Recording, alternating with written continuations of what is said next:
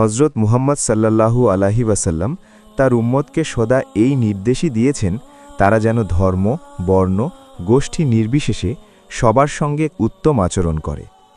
আজকের ভিডিওতে হজরত মুহাম্মদ সাল্লাল্লাহু আলাইহি ওয়াসাল্লামের অতুলনীয় জীবনাদর্শ থেকে কয়েকটি দৃষ্টান্ত তুলে ধরার চেষ্টা করব, যাতে আমরা সহজেই বুঝতে পারি অন্যান্য ধর্মাবলম্বীদের সাথে তার ব্যবহার কেমন ছিল। হজরত আবু বকর রাজিয়াল্লাহু আনহুর কন্যা আসমা রাজিয়াল্লাহু আনহা থেকে বর্ণিত, তিনি বলেন, নবীজির যুগে আমার অমুসলিম মা আমার কাছে এলেন। আমি নবীজিকে জিজ্ঞেস করলাম, আমি কি তার সঙ্গে ভালো ব্যবহার করব?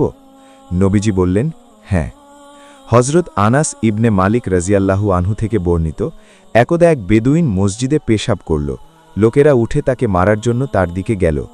নবীজি বললেন, তার পেশাব বন্ধ করো না। তারপর নবীজি এক বালতি পানি আনলেন এবং পানি পেশাবের ওপর ঢেলে দেয়া হল। নবীজির আদর্শ এতটাই অতুলনীয় ছিল যে তিনি ইহুদির লাশকেও সম্মান দেখিয়েছেন।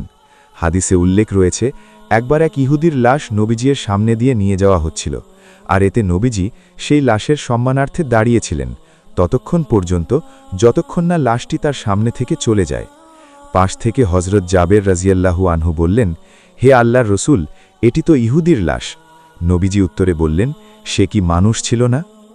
যে নবী এক ইহুদির লাশকে সম্মান জানানোর জন্য তার সাথীদেরকে নিয়ে দাঁড়িয়ে থাকেন, সেই নবীর উম্মতের পক্ষে কিভাবে সম্ভব শুধু ধর্মীয় মতপার্থক্যের কারণে কারো উপর অন্যায় অত্যাচার করা?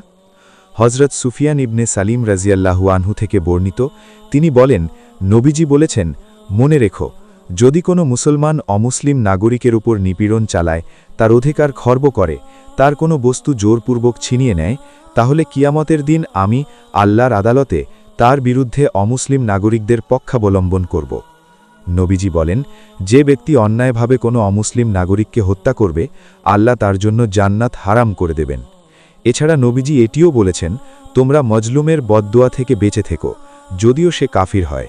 তার মাঝখানে আর আল্লাহর মাঝখানে কোনো পর্দা নেই, অর্থাৎ তার বদদোয়া দ্রুত কবুল হয়ে যায়।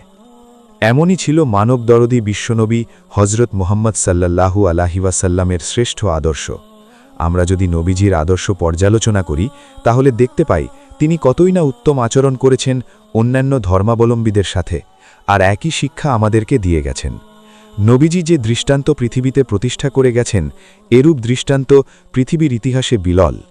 হে আল্লাহ, আমাদের পক্ষ থেকে কোটি কোটি দরুদ ও সালাম আমাদের নবীজির রওজা মুবারকে পৌঁছে দিন। আমাদের সকলকে বিশ্বনবী সাল্লাল্লাহু আলাইহি ওয়াসাল্লামের জীবনাদর্শ অনুসরণ করার তৌফিক দান করুন। আমিন।